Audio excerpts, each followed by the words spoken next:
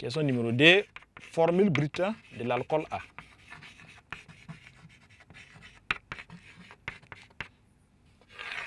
Alors, donc dans cette notion, l'objectif visé, c'est comment, à partir du bilan molaire là, retrouver la formule brute d'un alcool.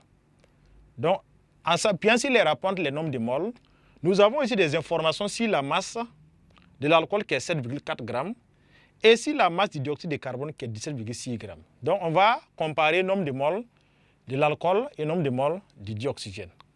Donc, ça nous donne alors le nombre de moles de l'alcool divisé par le coefficient qui est 1 égale au nombre de moles de dioxygène, dioxyde de carbone, divisé par le coefficient qui est petit n.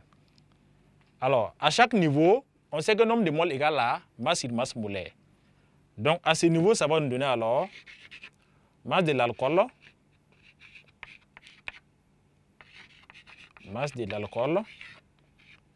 divisé par la masse molaire de l'alcool. Donc, pour la masse molaire, on avait dit que la masse molaire d'un alcool, les monoalcools saturés, c'est CN. C'était 14N plus 18. Donc là, ça fait CN, H2N plus DO. Alors, au niveau du CO2, c'est pareil. Nombre de moles, c'est masse sur masse molaire. Donc, ça fait MCOD sur la masse molaire de COD fois N.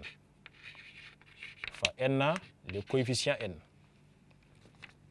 Donc, on va ensuite essayer de remplacer les masses et les masses molaires par les valeurs qu'on connaît.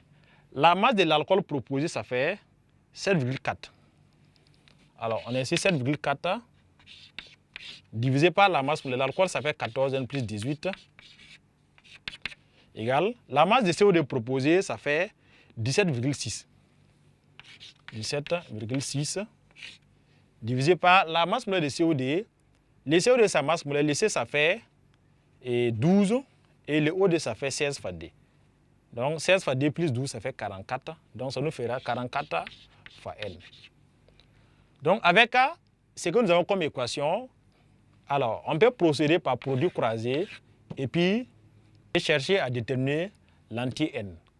Et cette résolution va vous donner que N égale à 4. Donc, N égale à 4, c'est quel alcool? On sait que les alcools, c'est CNH2N plus DO. Donc, l'alcool sera alors... Donc, l'alcool va donner alors C4. Donc, ça va faire H va faire H. 2N plus 2 fait D fois 4 plus D. D fois 4, 8 plus D, ça fait 10. H10 et O. Donc, voici la formule brute de l'alcool A. Question numéro 3. Donnez les formules semi-développées, les noms et les classes de tous les alcools isomères correspondant à cette formule. Question numéro 3. Donc là-bas, il s'agit de donner les formules semi-développées. Formules semi-développées.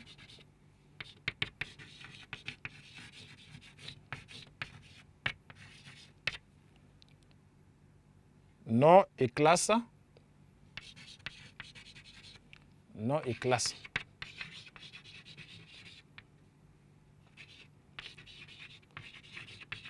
Les alcools isomères.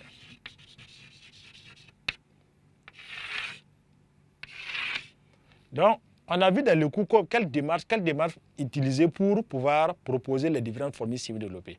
Donc, nous allons d'abord voir les formes linéaires qu'on peut avoir en alliant les carbones et en déplaçant le groupe OH.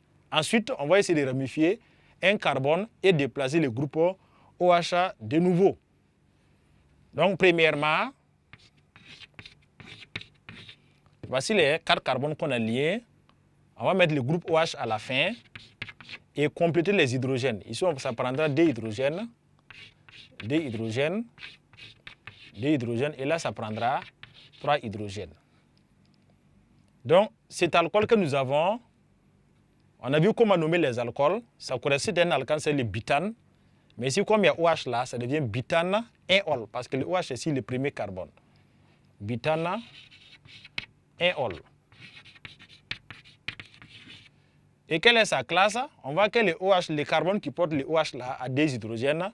Donc, c'est un alcool primaire.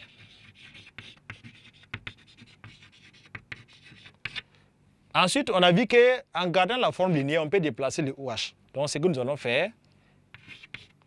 Donc, on va maintenant déplacer le OH sur un carbone qui est au milieu, le deuxième carbone, en allant de la droite.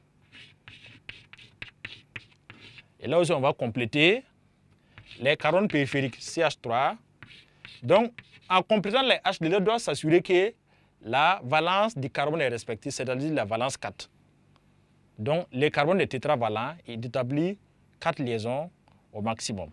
Ici, il y a déjà 2 liaisons, donc on peut mettre 2 hydrogènes. Ici, il y a déjà 3 liaisons, on peut mettre un seul hydrogène. Et ici, on voit que c'est toujours le butane.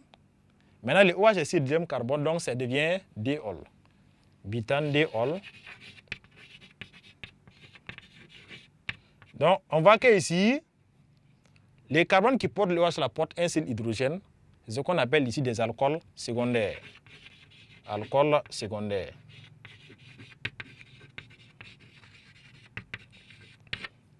Ensuite, on a épuisé les formes linéaires. On va aller voir les formes ramifiées maintenant.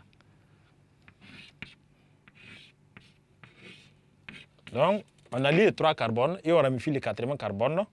Et on va mettre le OH d'abord sur les carbones périphériques, puis le déplacer sur les carbones centrales. Alors ici, on peut mettre 2 hydrogènes parce qu'il est tétravalent. Ici, il va prendre 3 hydrogènes. Ici, 3 hydrogènes. Et ce carbone qui est au milieu, il y a déjà 3 liaisons engagées. Donc, on ne peut prendre qu'un hydrogène pour faire 4 liaisons. Et lui, son nom, c'est un alcane. Ça va être le 2-méthylpropane. Mais comme c'est un alcool, ça devient 2-méthylpropane. Et le OH, c'est le premier 2-méthylpropane 1-ol.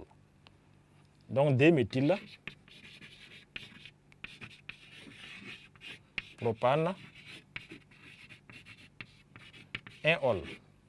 Et sa classe, on voit que les carbones qui portent le OH là portent 2 hydrogènes. Donc, c'est un alcool primaire. Alcool primaire.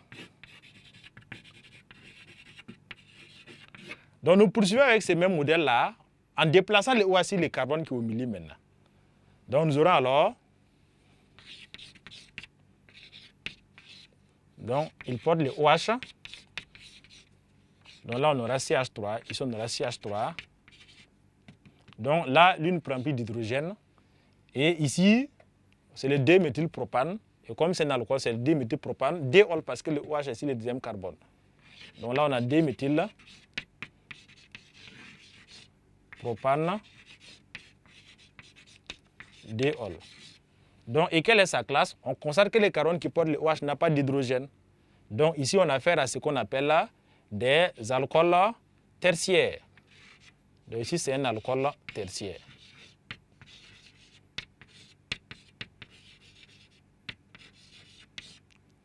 Donc, voilà 16 élèves, 16 apprenants. Donc, c'était tout pour cet exercice qui, d'abord, dans un premier temps, c'est pour écrire l'équation de la combustion et pouvoir utiliser le bilan molaire pour trouver la formule brute.